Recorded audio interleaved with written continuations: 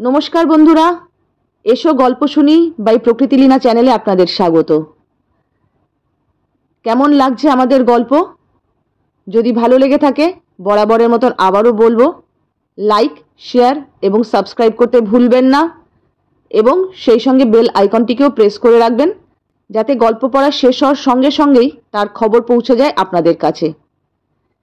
एतदिन आपनारा शुनছিলেন सदाशिव सिरिजेर गल्प। आज के निये एसेছি सदाशिव सिरिजेर शेष गल्प सदाशिवेर घोड़ा घोड़ा कांड। बाकी सदाशिवेर गल्पगुलिर मतन এই গল্পটিকেও आशा करी आपनारा अनेक भालोबासा देবেন। ताहले आर देरी ना करे चलुन शुरू करी सदाशिवेर घोड़ा घोड़ा कांड।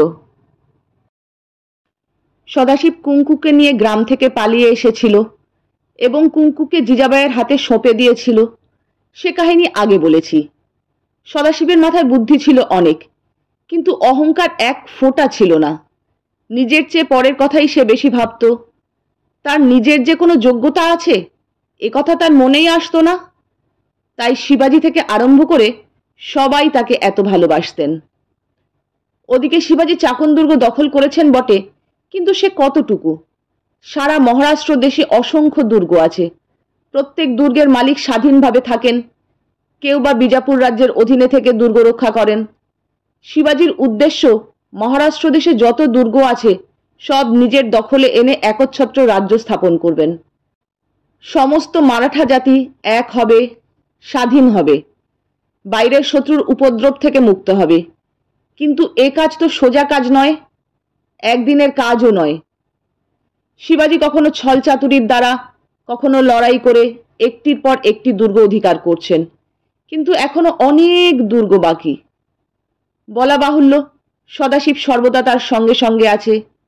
एतदिन से एकटू मनमरा हयेछिलो, कारण तार गोफ छिलो ना। युद्धक्षेत्रे लड़ाई करते गिये यदि गोफ ना थाके से बड़ लज्जार कथा। किन्तु एखन तार प्राणे आर दुःख नेई। तार नाकेर नीचे कुरकुरे एकजोड़ा गोफ गजिয়েছে। केउ आर ताके छेले मानुष बोले अवज्ञा करे ना। से जे जवान मर्द, जंगी बाहादुर। किन्तु सम्प्रति महाराष्ट्र देशे एक महा दुर्योग उपस्थित हयेছে। घोड़ार मरक एसे देशेर प्राय अर्धेक घोड़ा शेष करे दिए गेছে। अथच घोड़ा ना होले युद्ध हय ना। पाहाड़ी देशे एखान थेके ओखाने जाওয়া যায় ना। शिवाजी भारी मुश्किले पड़ेছেন। तार निजेर एबं अधीन सैन्यदेर मिलिए आंदाज 5000 घोड़ा छिलो। तार अधिकांश मरके मारा गिয়েছে। এখন তিনি শত্রুর বিরুদ্ধে যুদ্ধ করবেন কি করে? ভরসা শুধু এই যে শত্রুদেরও ঘোড়া মরেছে, কেউ আর এগিয়ে এসে যুদ্ধ করতে পারছে না। সবাই প্রাণপণে ঘোড়া সংগ্রহ করবার চেষ্টা করছে, কিন্তু ঘোড়া কোথায়? বিদেশ থেকে যেসব ঘোড়ার সওদাগর ঘোড়া বিক্রি করতে আসতো তারা মরকের ভয়ে আর আসে না। সারা মহারাষ্ট্র দেশে কেবল একটি লোকের কাছে ঘোড়া আছে। তিনি হচ্ছেন চন্দ্রগড় দুর্গের অধিপতি বলবন্ত রাও। চন্দ্রগড় দুর্গ পুনা থেকে বেশি দূরে নয়। ঘোড়ার পিঠে এক বেলার রাস্তা, কিন্তু পথ বড় দুর্গম।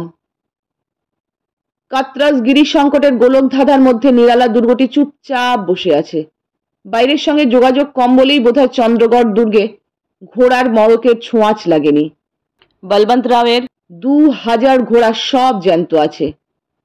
বলবন্ত রাওয়ের বয়স অনেক হয়েছে। লোকটি যেমন ধূর্ত তেমনি কৃপণ। তিনি দূর সম্পর্কে শিবাজির মামা হন। শোনা যায় 6-7 বছর আগে তিনি একবার ভগিনী জিজাবাইয়ের সঙ্গে দেখা করতে পুনায় এসেছিলেন। শিবাজির তখন কিশোর বয়স, কিন্তু বলবন্ত রাও তাকে দেখে শুনে বুঝলেন এ ছেলে সামান্য নয়। একদিন এ ছেলে সমস্ত মহারাষ্ট্র দেশ নিজের কবলে আনবে। তিনি মধুর হেসে বললেন, বাবা শিব, তোমার কপালে রাজ তিলক দেখতে পাচ্ছি। आशीर्वाद करी तुमी दिग्विजयी हओ। शिवाजी चुप करे रइलेन। बलवंत राव तखन तार पीठे हाथ बुलिए बोललेन, तुमी आमार बोन जिजार छेले, आमार परमात्मीय। देखो बाबा, तुमी जेन बड़ हये आमार दुर्गेर पाने नजर दिओ ना। शिवाजी सबिनये बोललेन, ना ना, से कि कथा। जिजाबाई सेखाने उपस्थित छिलेन। बलवंत राव तार पाয়ের দিকে आंगुल देखिए बोललेन, ताहले माয়ের পা ছুঁয়ে দিব্যি करो। शिवाजी निरुपाय हये माয়ের পা ছুঁয়ে शपथ करलेन যে তিনি কোনোদিন ছলে বলে কৌশলে চন্দ্রগড় দুর্গ দখল করবার চেষ্টা করবেন না। বলবন্তরাও খুশি হয়ে নিজের দুর্গে ফিরে গেলেন। এই তো গেল আগের কথা। বর্তমানে অবস্থা দাঁড়িয়েছে এই যে বলবন্তরাও নিজের দুর্গে 2000 ঘোড়া নিয়ে বসে আছেন। তার দুর্গে যত সৈন্য আছে ঘোড়া তার 4 গুণ। বলবন্তরাও মনের আনন্দে ঘোড়া বিক্রি করছেন। মড়কের পর তিনি ঘোড়ার দাম বাড়িয়ে দিয়েছেন। একটা ঘোড়ার দাম 10 আশরাফি। ইচ্ছে হয় কেন, না হয় কেন না। গরজ বড় বালাই, যাদের গরজ বেশি তারা 2-4টে ঘোড়া কিনছে। কিন্তু এত দাম দিয়ে বেশি ঘোড়া কেনার ক্ষমতা কজনের আছে? শিবাজি একবার বলবন্ত রাওয়ের কাছে দূত পাঠিয়েছিলেন, কিন্তু বলবন্ত রাও অটল। নিজের ভাগ্নের প্রতি তিনি তো আর পক্ষপাত দেখাতে পারেন না। লোকে বলবে কি? যে ঘোড়া কিনতে চায় তাকে 10 আশরাফি দিতে হবে, এক কানা করি কম হবে না। শিবাজি ভারী প্যাঁচে পড়ে গিয়েছেন। মায়ের পা ছুঁয়ে প্রতিজ্ঞা করেছেন, প্রতিজ্ঞা ভঙ্গ করতে পারেন না। দুর্গটা ইচ্ছে করলেই তিনি জয় করতে পারেন, কিন্তু চন্দ্রগড় দুর্গের প্রতি তার কোনো লোভ নেই। তার চাই ঘোড়া। তিনি মনে মনে নানা রকম ফন্দি আঁটছেন, কি করে বলবন্ত রাওয়ের ঘোড়াগুলো হস্তগত করা যায় অথচ প্রতিজ্ঞা ভঙ্গ না হয়। বলবন্ত রাও কেবলই নামেই শিবাজির মামা, কাজের বেলা কেউ নয়। বুড়োকে জব্দ করতে না পারলে জীবনই বৃথা। এইসব নানা চিন্তায় মগ্ন হয়ে শিবাজি একদিন বিকেলবেলা প্রাসাদের ছাদে উঠলেন। ছাদে কুঙ্কু আর জিজাবাই ছিলেন। কুঙ্কু জিজাবাইয়ের চুল আছড়ে দিচ্ছিল। শিবাজিকে দেখে জিজাবাই ভুরু তুলে চাইলেন, কি রে? শিবাজি বললেন, কিছু নয় মা, ছাদে একটু বেড়াতে এলাম। জিজাবাই আর কিছু বললেন না। শিবাজি চিন্তিত মুখে ছাদে পায়চারি করতে লাগলেন। ছাদের কিনারা থেকে পুনার ঘর বাড়ি দেখা যাচ্ছে, দূরে মুথা নদী দেখা যাচ্ছে, কিন্তু সেদিকে শিবাজির দৃষ্টি নেই। তার মন চিন্তায় মগ্ন। ওদিকে জিজাবাই কুঙ্কুর সঙ্গে গল্প করছেন। 2-একটা কথা শিবাজির কানে যাচ্ছে, কিন্তু তার মন অন্যদিকে। তিনি ভাবছেন কোন উপায়ে মামা বলবন্ত রাওয়ের ঘোড়াগুলোকে হাত করা যায়। ভাবতে ভাবতে তিনি একসময় জিজাবাইয়ের কয়েকটা কথা শুনতে পেলেন। শুনেই থমকে দাঁড়িয়ে পড়লেন। জিজাবাই বলছেন, সামনের পূর্ণিমা তিথিতে আমার ব্রত উদযাপন, ব্রাহ্মণ ভোজন করাতে হবে। জ্ঞাতি গোষ্ঠীদের নেমন্তন্ন করতে পারলে ভালো হয়, কিন্তু পুনায় জ্ঞাতি গোষ্ঠী কজনই বা আছে? শিবাজি কিছুক্ষণ চুপ করে দাঁড়িয়ে রইলেন। তারপর নিঃশব্দে ছাদ থেকে নেমে গেলেন। সিঁড়ির নিচে সদাশিব দাঁড়িয়ে ছিল। শিবাজি তাকে বললেন, দেখ তো তানাজি কোথায়, তাকে ডেকে নিয়ে আয়, পরামর্শ আছে। শিবাজি গুপ্ত মন্ত্রণা কক্ষে গিয়ে বসলেন।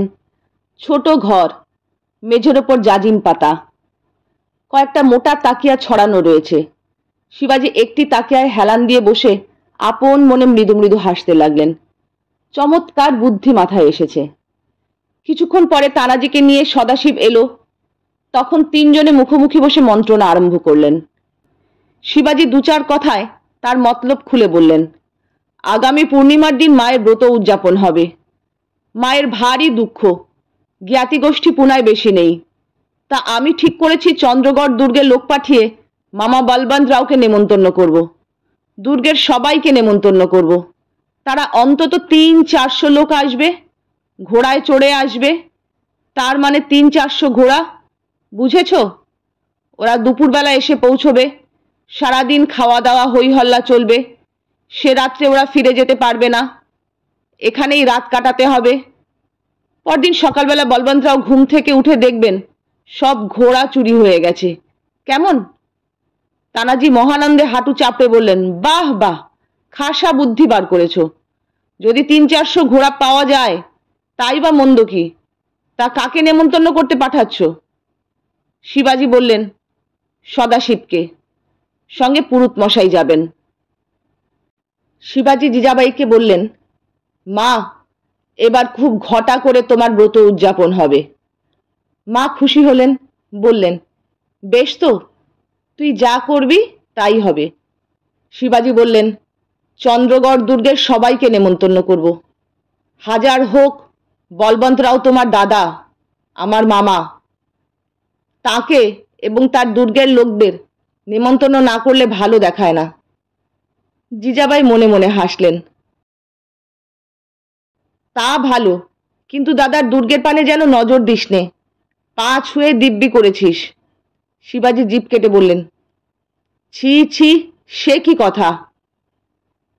দুপুর রাত্রে সদাশিব গরুর গাড়িতে চড়ে যাত্রা করল, তার সঙ্গে বৃদ্ধ পুরোহিত রামদেও এবং এক বস্তা সুপুরি। কাউকে নেমন্তন্ন করার সময় তার হাতে সুপুরি দিতে হয়। শুক্লা দশমীর রাত্রি, আকাশে চাঁদ আছে। সদাশিব নিজেই গরুর গাড়ি হাঁকিয়ে চলল।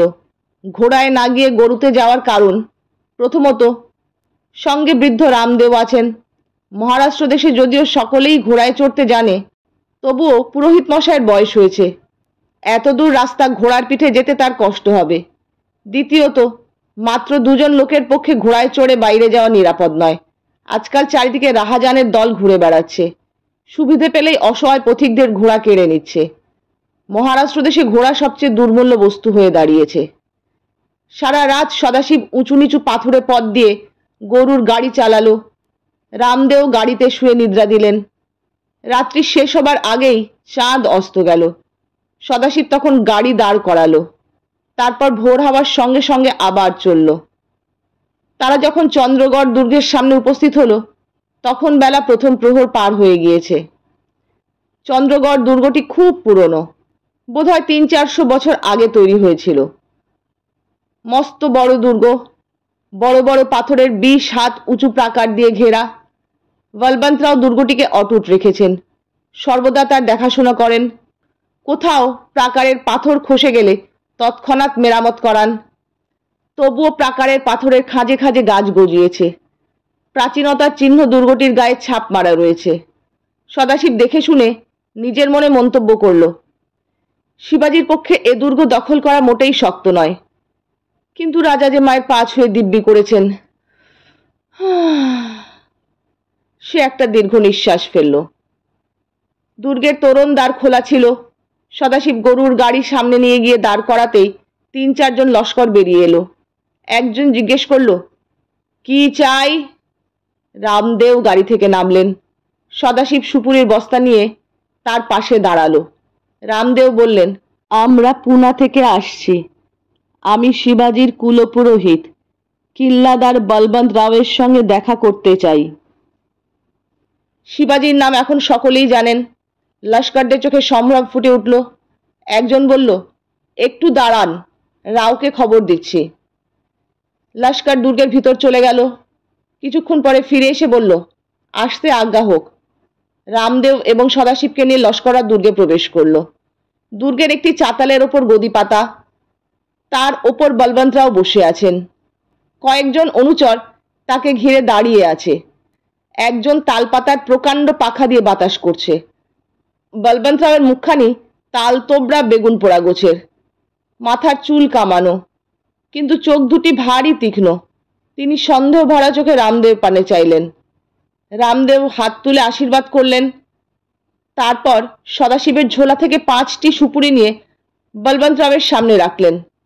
বললেন, আগামী পূর্ণিমা তিথিতে জিজাবাইয়ের ব্রত উদযাপন হবে। আপনি তার পরম আত্মীয়, তাই তিনি আপনাকে এবং আপনার দুর্গের সকলকে নিমন্ত্রণ করেছেন। আপনারা সকলে পুনায় গিয়ে ব্রত উদযাপনে অন্ন গ্রহণ করলে তিনি কৃতার্থ হবেন। বলবন্তরাওয়ের পাশে গদির ওপর তার বাঁধা পাগড়ি রাখা ছিল। তিনি সেটি মাথায় পরে নিয়ে সুপারিগুলি তুলে নিলেন। মাথায় পাগড়ি না পরে নিমন্ত্রণ গ্রহণ করার নিয়ম নয়। রামদেবের পানে একটু হেসে বললেন, আসন গ্রহণ করুন। রামদেও গদির পাশে বসলেন। সদাশিব সুপুরির ঝোলা নিয়ে দাঁড়িয়ে রইল। সে গরুর গাড়ির গাড়োয়ান, তাকে কেউ বসতে বলল না। বলবন্তরাও মুখে মেকি হাসি এবং চোখে সন্দেহ নিয়ে রামদেওকে নানা প্রশ্ন করলেন। প্রথমে কুশল প্রশ্ন, তারপর নানা কথা। কিসের ব্রত, কতদিনের ব্রত, অন্য কে কে নিমন্ত্রিত হয়েছেন, এই সব। রামদেও সরল ব্রাহ্মণ, ভিতরের কথা কিছু জানতেন না। তিনি সরলভাবে উত্তর দিলেন। শেষে বলবন্তরাও বললেন, বেশ বেশ, শিববা মায়ের ব্রত উপলক্ষে খুব ঘটা করছে দেখছি। রামদেও বললেন, জানেন তো শিবাজি কিরকম মাতৃভক্ত ছেলে। মায়ের ব্রত উদযাপনে সে ঘটা করবে না তো কে করবে? তা বটে, তা বটে, বলবন্তরাও একটু ইতস্তত করে বললেন, খাওয়া দাওয়ার ব্যবস্থা কিরকম হয়েছে? রামদেও লম্বা ফিরিস্তি দিলেন।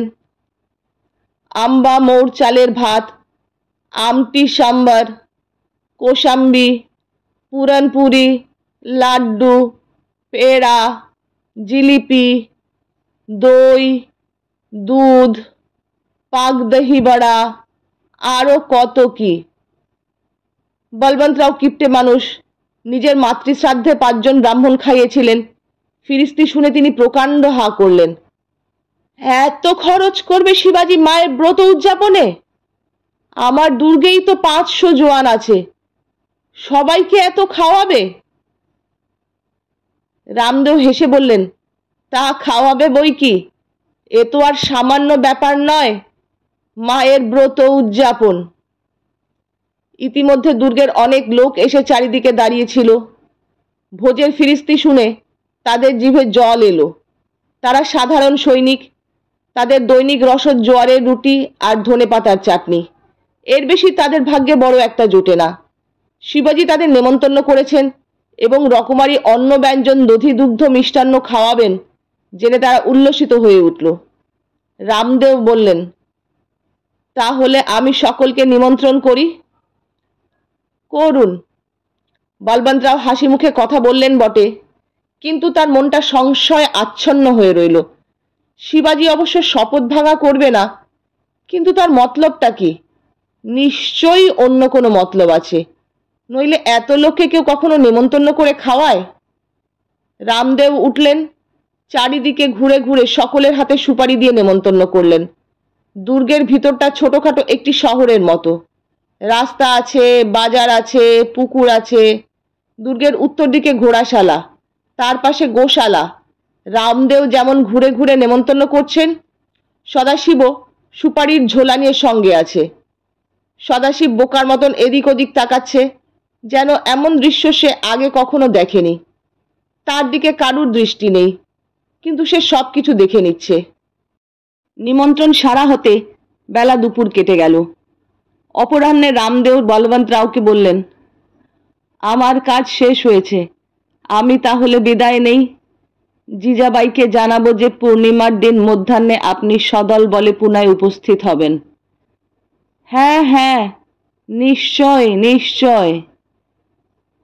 গরুর গাড়ি চলে যাবার পরও বলবন্তরাও গদির উপর বসে অনেকক্ষণ আপন মনে মৃদু মৃদু হাসতে লাগলেন। হাজার হোক তিনি শিবাজির মামা, বাঁশের চেয়ে কি কঞ্চি দড় হয়? শিবাজির মতলব তিনি বুঝে নিয়েছেন। শুক্লা একাদশীর রাত্রি 3 প্রহরে চাঁদ তখন অস্ত যাচ্ছে। সদাশিবের গরুর গাড়ি পুনায় ফিরে এলো। শিবাজি তাদের জন্য রাত জেগে বসেছিলেন। রামদেওকে বললেন, আপনি বুড়ো মানুষ, ক্লান্ত হয়েছেন, শুয়ে পড়ুন গিয়ে। তিনি চলে গেলেন।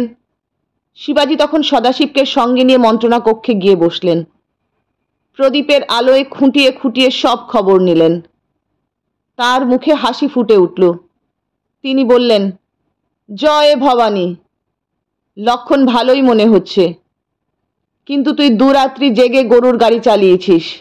যা, লম্বা এক ঘুম ঘুমিয়ে নে। কাল থেকে ভোজের আয়োজন শুরু করতে হবে। মাঝে মাত্র 3টি দিন বাকি। পরদিন সকাল থেকে কাজের ধুম পড়ে গেল। শিবাজি এবং তার আশেপাশের যারা আছেন সকলেই নানা কাজে ব্যস্ত হয়ে পড়লেন। পুনায় যত গণ্যমান্য লোক আছেন সকলকে নিমন্ত্রণ করতে হবে। শিবাজির প্রায় 5000 সিপাহী পুনায় উপস্থিত আছে, তারাও খাবে। তাছাড়া চন্দ্রগড় দুর্গের 500 লোক, সব মিলিয়ে 10,000 আসবে। প্রকাণ্ড প্রাসাদের প্রকাণ্ড রসুই ঘরে ভিয়েন বসে গেল। মা জিজাবাইয়ের আনন্দের সীমা নেই। তিনি চারদিকে কাজকর্ম তদারক করে বেড়াচ্ছেন। কুঙ্কু সর্বদা তার সঙ্গে আছে। শিবাজির মনে অন্য চিন্তাও রয়েছে। উৎসবের সময় শত্রুরা সুযোগ পায়, শিবাজির শত্রুর অভাব নেই, তাই তিনি চারিদিকে সতর্ক দৃষ্টি রেখেছেন।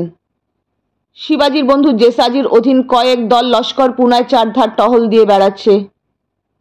তাছাড়া গুপ্তচরের দল চুপি চুপি সুলুক সন্ধান নিচ্ছে। শত্রু যে আচমকা আক্রমণ করবে তার উপায় নেই। এইভাবে 3 দিন কেটে গেলে পূর্ণিমা তিথি উপস্থিত। উদ্যোগ আয়োজন সব শেষ হয়েছে, এখন অতিথিরা এলেই হয়।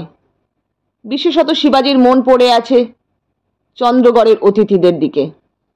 তারা ঘোড়ায় চড়ে কখন আসবে। বেলা প্রথম প্রহর পার হবার পর পুনার অতিথিরা আসতে আরম্ভ করলেন। ন্যাড়া মাথায় বাঁধা পাগড়ি পরা ব্রাহ্মণ, কোমরে তলোয়ার বাঁধা মারাঠা, সবাই সভা মণ্ডপে গিয়ে বসলেন। আতর গোলাপ মাখলেন। সভা গম গম করতে লাগলো। শিবাজি এবং তার বন্ধুরা অতিথিদের অভ্যর্থনা করছেন, সকলের সঙ্গে মিষ্টালাপ করছেন। শিবাজি সদাশিবকে ছাদে পাঠিয়ে দিয়েছেন। যেদিক থেকে চন্দ্রগড়ের অতিথিরা আসবে, সদাশিব সেই দিকে চোখ মেলে দাঁড়িয়ে আছে। তাদের আসতে দেখলেই শিবাজিকে গিয়ে খবর দেবে। শিবাজিও একটু ফুরসত পেলে ছাদে গিয়ে দেখে আসছেন। কিন্তু চন্দ্রগড় দুর্গের অতিথিদের এখনো দেখা নেই। বেলা বাড়ছে। একদল ব্রাহ্মণ মহোদয় ভোজনে বসলেন। চর্বচুষ্য এত খেলেন যে নড়বার ক্ষমতা নেই। কোনো মতে আসন থেকে উঠে ঢেকুর তুলতে তুলতে দক্ষিণা নিয়ে প্রস্থান করলেন। তারপর অব্রাহ্মণের দল বসলেন। এরাও কম নন। প্রচণ্ড বেগে চর্বচুষ্য চলতে লাগলো। কিন্তু শিবাজির মন ক্রমেই উদ্বিগ্ন হয়ে উঠছে। বেলা দুপুর অতীত হয়ে গেছে। এখনো মামা আসে না কেন? সূর্যোদয়ের সময় ঘোড়ায় চড়ে বেরুলে অনেক আগেই পৌঁছনোর কথা। তবে কি মামা আসবে না? যদি না আসে তাহলে এত উদ্যোগ আয়োজন সব মাটি। আরো 1 ঘড়ি কেটে গেল।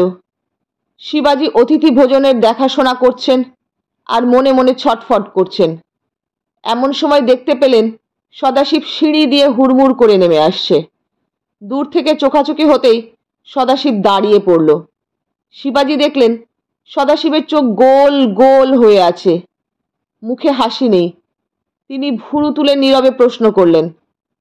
সদাশিব ঘাড় নেড়ে নীরবে উত্তর দিল, কিন্তু তার চোখ গোল হয়ে রইল, মুখে হাসি ফুটল না।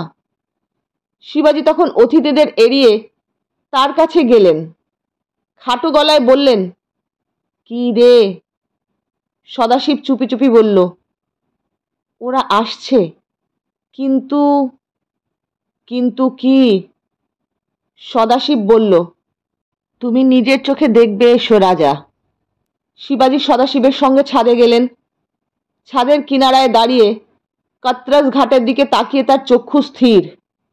মামা বলবন্তরাও দলবল নিয়ে নেমন্তন্ন খেতে আসছেন বটে, কিন্তু ঘোড়ায় চড়ে নয়। লম্বা 1 সারি গরুর গাড়ি আসছে। সব শুদ্ধ বোধহয় 100 খানা গরুর গাড়ি। তাইতে চেপে মামার দল নেমন্তন্ন খেতে আসছে। শিবাজি হতাশ চোখে সদাশিবের পানে তাকালেন। সদাশিব বলল, রাজা, এখন উপায়? শিবাজি বললেন, উপায় কিছু নেই, সব ভেস্তে গেল। তিনি ছাদ থেকে নেমে গেলেন। সদাশিব একা দাঁড়িয়ে ভাবতে লাগলো, উফ, কি সাংঘাতিক মামা, মতলব বুঝে নিয়েছে। কিন্তু কোনো উপায় কি নেই? ঘোড়া যে আমাদের চাই, কোনো উপায় কি নেই? প্রাসাদের সামনে গরুর গাড়ির সারি এসে দাঁড়িয়েছে। শিবাজি মুখে হাসি নিয়ে দাঁড়িয়ে আছেন। প্রথম গাড়ি থেকে বলবন্তরাও নামলেন। শিবাজি তার পদবন্দনা করলেন। বলবন্তরাও দাঁত ছিরকুটে হেসে বললেন, বেঁচে থাকো বাবা, উদ্যোগ আয়োজন তো ভালোই করেছ, অনেক লোক নেমন্তন্ন করেছ দেখছি। শিবাজি বললেন, আজ্ঞে, আপনি সবাইকে এনেছেন তো? বলবন্তরাও হাত উল্টে বললেন, সবাইকে আনতে পারলাম কই, দুর্গ পাহারা দেবার জন্য 100 জওয়ানকে রেখে এসেছি। শিবাজি বললেন, দুর্গ পাহারা দেওয়ার জন্য এত লোক রেখে এলেন? বলবন্তরাও বললেন, হে হে, তা রাখতে হয় বই কি বাবাজি। তুমি না হয় মায়ের পা ছুঁয়ে দিব্যি করেছ, আমার দুর্গের পানে হাত বাড়াবে না, কিন্তু অন্য শত্রু তো আছে। শেয়ানে শেয়ানে কোলাকুলি। শিবাজি হেসে বললেন, তা বটে। তিনি মামাকে এবং তার দলবলকে নিয়ে সভায় বসলেন। আদর আপ্যায়ন আতর গোলাপ চলতে লাগলো। তারপর মামা অনুচরদের নিয়ে আহারে বসলেন। দিয়তাং ভুজ্যতাং আরম্ভ হলো। শিবাজির মুখ দেখে কেউ ঘুণাক্ষরে তার মনের অবস্থা জানতে পারল না। সূর্য পশ্চিমে ঢলে পড়ল। চারিদিকে হৈ হৈ চলছে, কিন্তু সদাশিব সিঁড়ির ওপর গালে হাত দিয়ে ভাবছে। কাজকর্মের দিকে তার মন নেই। আসল কাজই যখন হলো না, তখন আর আজে বাজে কাজ করে লাভ কি? চুপটি করে বসে ভাবতে ভাবতে সদাশিব একবার চিরিক মেরে উঠল, যেন তার মাথার ভিতর দিয়ে বিদ্যুৎ খেলে গিয়েছে। কিছুক্ষণ সে শরীর শক্ত করে বসে রইল, তারপর পা টিপে টিপে নিচে নেমে গেল। শিবাজির সঙ্গে তার দেখা হলো মহলের একটা নিরিবিলি অংশে। সে আস্তে আস্তে বলল, রাজা, একটা বুদ্ধি মাথায় এসেছে। শিবাজি চকিতে তার পানে চাইলেন, তারপর তার হাত ধরে আবার ছাদে উঠে গেলেন। ছাদ নির্জন। সদাশিব শিবাজিকে তার মতলবের কথা বলল। শুনে শিবাজির দুই চোখ উত্তেজনায় জল জল করে উঠল। তিনি উত্তেজনা দমন করে বললেন, দুর্গে কিন্তু 100 রক্ষী আছে। সদাশিব বলল, রাজা, তুমি আমাকে বাছা বাছা 50টি মাওলা দাও, আমি পারব।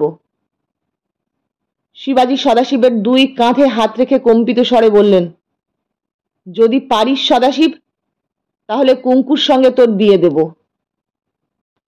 সূর্যাস্ত হতে দেরি নেই। বলবন্ত রাও এবং তার সাঙ্গপাঙ্গরা এমন খাওয়া খেয়েছেন যে হাত পা ঢিলে হয়ে গেছে। আজই গরুর গাড়ি চড়ে দুর্গে ফিরে যাওয়া অসম্ভব। বলবন্ত রাও ঠিক করলেন, আজ রাত্রিটা পুনায় বিশ্রাম করে কাল ভোরে দুর্গে ফিরে যাবেন। ওদিকে মহলের পিছন দিকে চুপি চুপি যে ব্যাপার ঘটছিল তা কারো দৃষ্টি আকর্ষণ করল না। সদাশিব ঘোড়ায় চড়ে রসুই ঘরের বাইরে এসে দাঁড়ালো। শিবাজি দুটি খাবার ভরা ছালা ঘোড়ার পিঠে দুদিকে ঝুলিয়ে দিলেন। সদাশিব কদম চালে ঘোড়া চালিয়ে চলে গেল, যেন তার কোনোই তাড়া নেই। সদাশিব চলে যাবার পর আর একজন ঘোড়সওয়ার এলো। শিবাজি তার ঘোড়ার পিঠেও দুটি খাবারের ছালা ঝুলিয়ে দিলেন। সে চলে গেল। তারপরে আর একজন এলো। এইভাবে 50 জন সওয়ার যখন খাবারের ছালা নিয়ে চলে গেল, তখন সূর্য অস্ত গিয়েছে। শিবাজির মহলের ছাদে দাঁড়িয়ে কেউ যদি কতরাস ঘাটের দিকে তাকিয়ে থাকতো, তাহলে দেখতে পেত অশ্বারোহীরা একে একে সেই রাস্তা ধরেছে। তাদের গন্তব্যস্থান চন্দ্রগড় দুর্গ। পূব দিকে পাহাড়ের আড়াল ছাড়িয়ে পূর্ণিমা চাঁদ উঠল। তখন 50 জন ঘোড়সওয়ার জয় ভবানী বলে একসঙ্গে ঘোড়া চালালো। ঘোড়ার খুরের সমবেত খটাখট শব্দ পাহাড় থেকে পাহাড়ের গায়ে ধাক্কা খেয়ে বেড়াতে লাগলো। দলের আগে আগে চলেছে সদাশিব। বয়স কম বটে, কিন্তু সে এই দলের নায়ক। যে কাজ তারা আজ করতে চলেছে তাতে বিপদ আছে। সাহস এবং বুদ্ধি দরকার। সদাশিব কাজের কথা ভাবতে ভাবতে চলেছে, কিন্তু তার বুকের মধ্যে থেকে থেকে চমকে উঠছে শিবাজির কথা। কুঙ্কুর সঙ্গে তোর বিয়ে দেব। আশ্চর্য মানুষ শিবাজি। সত্যি কি মানুষ, না অন্তর্যামী দেবতা? নিজের মনে যে কথাটি সদাশিব নিজেই জানতো না, তিনি কেমন করে জানলেন? চন্দ্রগড় দুর্গ থেকে 200 গজ দূরে একটা টিলার আড়ালে সদাশিবের দল এসে দাঁড়ালো। চাঁদ তখন মাথার উপর উঠেছে। জ্যোৎস্নায় চারিদিক ঝিমঝিম করছে। দুর্গ থেকে মানুষের সাড়া শব্দ পাওয়া যাচ্ছে না। দুর্গটা নিষ্প্রাণ একটা স্তূপের মতন দাঁড়িয়ে আছে। সদাশিব ঘোড়া থেকে নামলো। অন্য সকলেও নামলো। সদাশিব কয়েকজনের সঙ্গে চুপি চুপি পরামর্শ করলো। তারপর হুকুম দিল, সব খাবারের ঝোলা 10টা ঘোড়ার পিঠে চাপাও। নিঃশব্দে কাজ হলো। সদাশিব আর 10 জন সওয়ার ঘোড়ার পিঠে উঠে বসলো। তারপর দুর্গ তোরণের দিকে অগ্রসর হলো। বাকি 40 জন টিলার আড়ালে লুকিয়ে রইল। দুর্গের তোরণদ্বার বন্ধ। সদাশিবের দল তোরণের সামনে গিয়ে দাঁড়ালো। সদাশিব মুখ উঁচু করে হাঁক দিল, হো ফটকদার হো। কিছুক্ষণ পরে তোরণের ডগার উপর থেকে কয়েকটি মুন্ডু উঁকি মারল। একজন ভারী গলায় বলল, কে তোমরা? সদাশিব বলল, আমরা শিবাজির লোক, পুনা থেকে আসছি। প্রশ্ন হলো, কি চাও? সদাশিব বলল, বলবন্তরাও পুনায় পৌঁছেছেন, কিন্তু নিমন্ত্রিতদের মধ্যে 100 জন পুনায় যায়নি, তাই শিবাজি তাদের জন্য খাবার পাঠিয়েছেন। আমরা খাবার এনেছি। কিছুক্ষণ চুপচাপ। এরপর তরুণ শীর্ষ থেকে আবার প্রশ্ন হলো, তোমরা কজন? 11 জন। ফাটক খুলে দাও। মুন্ডুগুলি অদৃশ্য হয়ে গেল। তরুণ রক্ষীরা বোধহয় নিজেদের মধ্যে সলা পরামর্শ করছে। খানিক পরে আবার মুন্ডুগুলি উকি মারল। আওয়াজ হলো, তোরণ খোলবার হুকুম নেই, আমরা দড়ি ফেলছি, দড়িতে খাবার বেঁধে দাও। সদাশিব হেসে উঠল, এত ভয়? আচ্ছা, দড়ি ফেলো, খাবারের ছালা বেঁধে দিচ্ছি। কয়েকটি দড়ি তোরণের মাথা থেকে নেমে এলো। সদাশিবের দল খাবারের ছালাগুলি দড়িতে বেঁধে দিতে লাগলো। কিছুক্ষণের মধ্যে ছালাগুলি দড়ির সাহায্যে দুর্গের মাথায় অদৃশ্য হয়ে গেল। সদাশিব বলল, আচ্ছা, তাহলে চললাম। তোমরা তো দুর্গে ঢুকতে দিলে না, পুনায় ফিরে যাই। ওপর থেকে সাড়া শব্দ এলো না। সদাশিব তার সঙ্গীদের নিয়ে ঘোড়ার খুরের আওয়াজে চারিদিক প্রতিধ্বনি তুলে চলে গেল। দুর্গের রক্ষীরা শুনল, অনেক দূরে গিয়ে খুরের শব্দ মিলিয়ে গেল। তারা জানতে পারল না যে সদাশিবের দল টিলার পেছনে গিয়ে বাকি 40 জনের সঙ্গে যোগ দিয়েছে। দলে ফিরে গিয়ে সদাশিব সকলকে নিজের কাছে ডাকল। সবাই ঘোড়া ছেড়ে দিয়ে তাকে ঘিরে দাঁড়ালো। সদাশিব তখন সকলকে আসল কথা বলল। কাকে কি করতে হবে, কিভাবে কাজ করতে হবে, সব বুঝিয়ে দিল। চাঁদের আলোয় 50 জন জওয়ানের চোখ উৎসাহে চকচক করে উঠল। জয় ভবানী, এই তো জীবন। তারপর আরম্ভ হলো দীর্ঘ প্রতীক্ষা। এখনো সময় হয়নি। 1 ঘড়ি কেটে গেল। চারিদিক নিস্তব্ধ। দুর্গ থেকে কোনো শব্দ আসছে না। কদাচিৎ নিশাচর পাখি মাথার উপর দিয়ে চ্যাঁ চ্যাঁ শব্দ করে উড়ে যাচ্ছে। একবার একদল শিয়াল টিলার পাশ দিয়ে যেতে যেতে হঠাৎ অনেকগুলো মানুষকে বসে থাকতে দেখে ক্যা হুয়া করে ছুটে পালালো। 2 ঘড়ি কেটে গেল। চাঁদ দুর্গের পরপারে ঢলে পড়ল। দুর্গের প্রকাণ্ড ছায়া সামনের দিকে এগিয়ে আসতে লাগলো। তারপর দুর্গের ছায়া যখন টিলার গায়ে এসে লাগলো, তখন সদাশিব উঠে দাঁড়িয়ে হাত তুলে ইশারা করল। সবাই উঠে দাঁড়ালো। ঘোড়ার পিঠ থেকে লম্বা দড়ি নিয়ে কোমরে জড়িয়ে নিল। তলোয়ার আট করে বাঁধল। সদাশিব বলল, আমি আগে যাচ্ছি, তোমরা একে একে আমার পিছনে এসো। একে একে তারা দুর্গের ছায়ার মধ্যে মিলিয়ে গেল। কেবল ঘোড়াগুলি টিলার আড়ালে দাঁড়িয়ে রইল। দুর্গোচ্ছায়ার অন্ধকারে মানুষ দেখা যায় না। প্রাকারের ওপর থেকে যদি কেউ এদিকে তাকায়, কিছুই দেখতে পাবে না। সদাশিব কিন্তু তোরণের দিকে গেল না, উল্টো দিকে চলল। সুপুরির বস্তা নিয়ে যেদিন নেমন্তন্ন করতে এসেছিল, সেদিন সে দুর্গের অন্দর বাহির সব ভালো করে দেখে নিয়েছে। প্রাকারের গায়ে কোথায় কি আছে সে জানে। দুর্গ প্রাকারের গা ঘেঁষে তারা চলল। প্রাকার চাকার মতন গোল, 20-22 হাত উঁচু। সদাশিব আগে আগে যাচ্ছে আর মাঝে মাঝে ঘাট তুলে দেখছে। এক জায়গায় এসে সে থামল। 15-16 হাত উঁচুতে প্রাকারের গায়ে গাছ গজিয়েছে। বেশি বড় নয়, কিন্তু পাথরের খাজে শিকড় গেড়ে শক্তভাবে প্রাকারকে আটকে আছে। সদাশিবের ঠিক পিছনে যে লোকটি ছিল, তার নাম গজানন। সদাশিব ফিসফিস করে তার সঙ্গে কথা বলল। গজানন নিজের কোমর থেকে দড়ি খুঁড়ে সদাশিবকে দিল। সদাশিব দড়ি ঘুরিয়ে ঘুরিয়ে ওপর দিকে ছুঁড়ে দিল। 2-3 বার ছোড়ার পর দড়ির আগা গাছের গায়ে আটকে গেল। তখন ভবানীর নাম স্মরণ করে সদাশিব দড়ি ধরে ধরে ওপরে উঠে গেল। সে গাছের ওপর পৌঁছাতেই গজাননও দড়ি ধরে উপরে উঠে এলো। প্রাকারের গায়ে গাছের ডাল ধরে দাঁড়িয়ে আর একবার চুপি চুপি পরামর্শ হলো।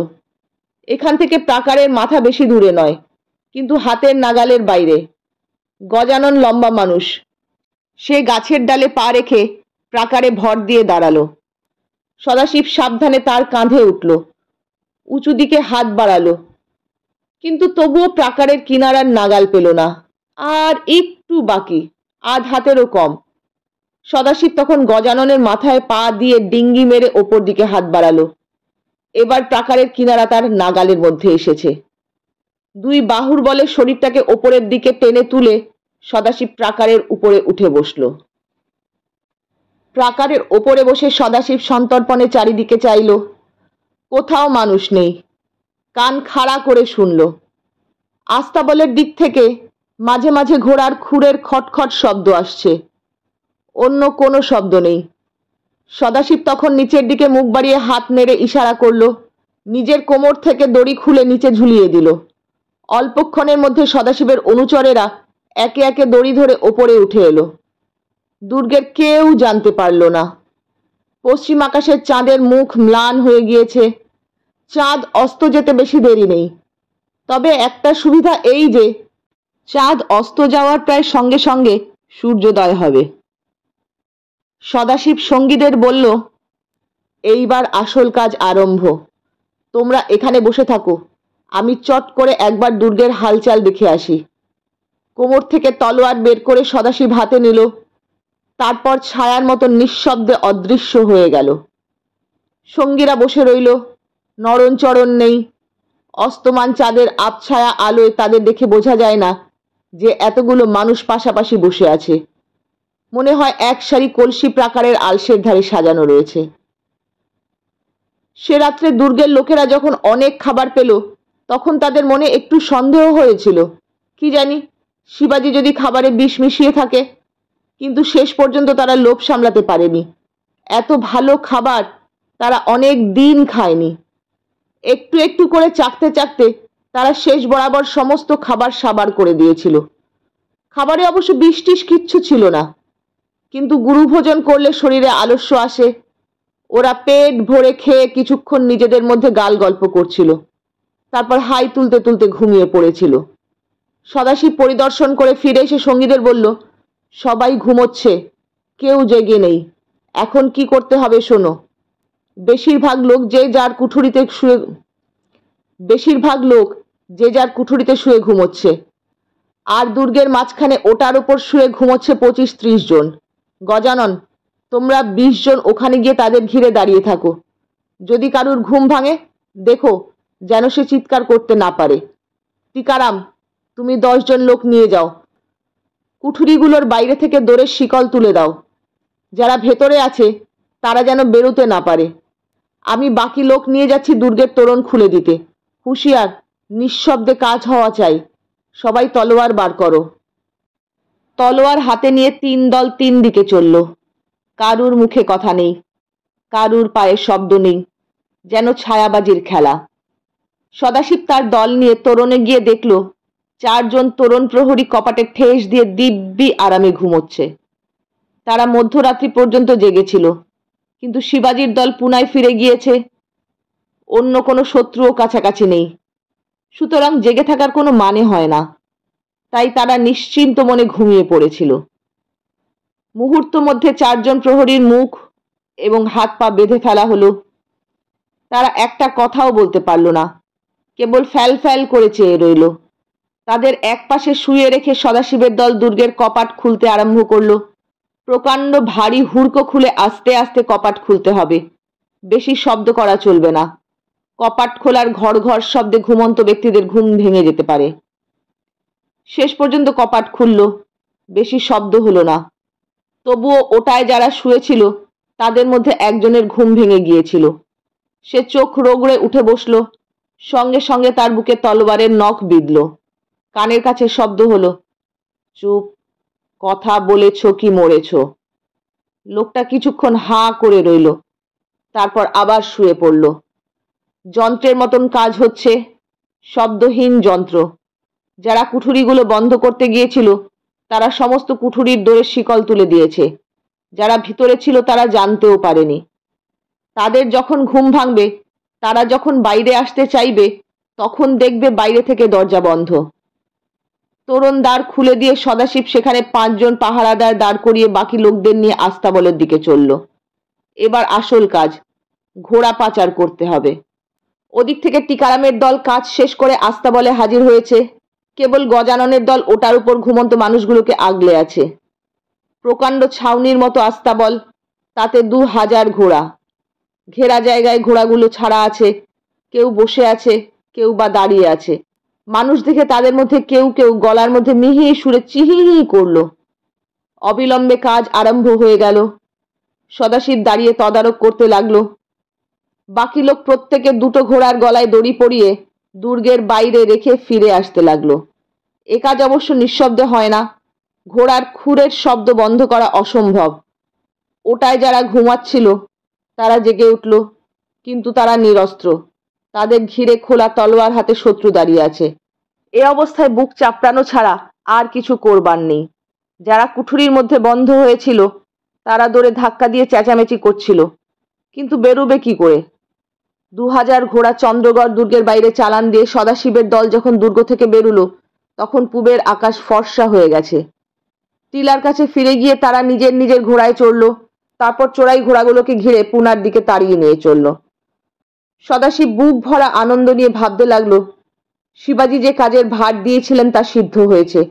তার শপথ ভঙ্গ হয়নি, এক ফোঁটা রক্তপাত হয়নি, অথচ কাজ হাসিল হয়েছে। জয় মা ভবানী! শিবাজি 2000 ঘোড়া পেয়ে নিশ্চয়ই খুব খুশি হবেন। আর কুঙ্কু? কিছু দূর চলবার পর সূর্যোদয় হলো। সদাশিব গজাননকে বলল, মামা বলবন্তরাও এতক্ষণে পুনা থেকে যাত্রা করেছেন। তিনি এই পথেই ফিরবেন। তার সঙ্গে আমাদের দেখা সাক্ষাৎ বাঞ্ছনীয় নয়। এসো, আমরা অন্য রাস্তা ধরি। পুনা যাবার সিধা রাস্তা ছেড়ে তারা বাঁ দিকে মোড় ঘুরল। এদিকে একটা সরু উপত্যকা আছে। সেদিক দিয়ে গেলে পুনায় পৌঁছতে দেরি হবে বটে, কিন্তু মামার দলের সঙ্গে দেখা হবার ভয় নেই। মামা সিধা পথেই দুর্গে ফিরবেন। তারপর তার কি অবস্থা হবে তা না ভাবাই ভালো। পুনায় মহলের ছাদে উঠে শিবাজি একলা পায়চারি করছেন। তার কপালে উদ্বেগের ভ্রুকুটি। দিন শেষ হয়ে এলো, এখনো সদাশিবের দেখা নেই। তানাজি এসে শিবাজির সঙ্গে যোগ দিলেন।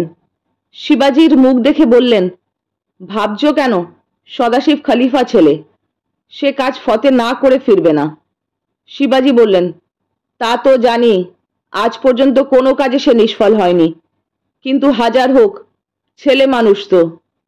মা জিজাবাই ছাদে এলেন, সঙ্গে কুঙ্কু। জিজাবাই বললেন, কোথায় পাঠালি তুই ছেলেটাকে? বলেছিলি আজ বেলা দুপুরের আগেই ফিরবে, তা এখনো ফিরল না। শিবাজি বললেন, সূর্যাস্তের আগে যদি সদাশিব না ফেরে, আমাকে দলবল নিয়ে বেরুতে হবে। কাতরাজ ঘাটের দিকে কারুর নজর ছিল না। এই সময় কুঙ্কু আঙুল তুলে সেই দিকে দেখালো। সে সকলের আগে দেখতে পেয়েছে। সকলে একসঙ্গে সেই দিকে ফিরলেন। দেখলেন কাতরাজ ঘাটের সংকীর্ণ ঢালু সংকট পথে পিলপিল করে ঘোড়ার পাল নেমে আসছে। দূর থেকে মনে হচ্ছে যেন প্রকাণ্ড এক পাল ভেড়া। তানাজি নাচতে শুরু করে দিলেন, 2000 ঘোড়া, 2000 ঘোড়া, জয় ভবানী! শিবাজি দুহাত তুলে লাফিয়ে উঠলেন, পেরেছে, সদাশিব পেরেছে। মা, তোমার কোলের ছেলেটা সব্বাইকে হারিয়ে দিয়েছে। তানাজির হাত ধরে তাড়াতাড়ি সিঁড়ির দিকে যেতে যেতে শিবাজি ফিরে দাঁড়ালেন। বললেন, মা, কুঙ্কুর জন্য আমি পাত্র ঠিক করেছি। ওকে জিজ্ঞেস করো সদাশিবকে ওর পছন্দ কিনা। এই বলে একটু হেসে শিবাজি সিঁড়ি দিয়ে নেমে গেলেন। শেষ হলো সদাশিবের ঘোড়া ঘোড়া কাণ্ড, সেই সঙ্গে সদাশিবের কাণ্ড কারখানা। কেমন লাগলো আপনাদের জানাতে ভুলবেন না অবশ্যই। আর ভালো লাগলে বরাবরের মতো বলবো, লাইক, শেয়ার এবং সাবস্ক্রাইব অবশ্যই করে দেবেন। সেই সঙ্গে বেল আইকনটিকেও প্রেস করে দেবেন, যাতে নতুন গল্পের খবর চটজলদি পৌঁছে যায় আপনাদের কাছে। তাহলে আজকে আর দেরি করব না, এখন আসি। টাটা।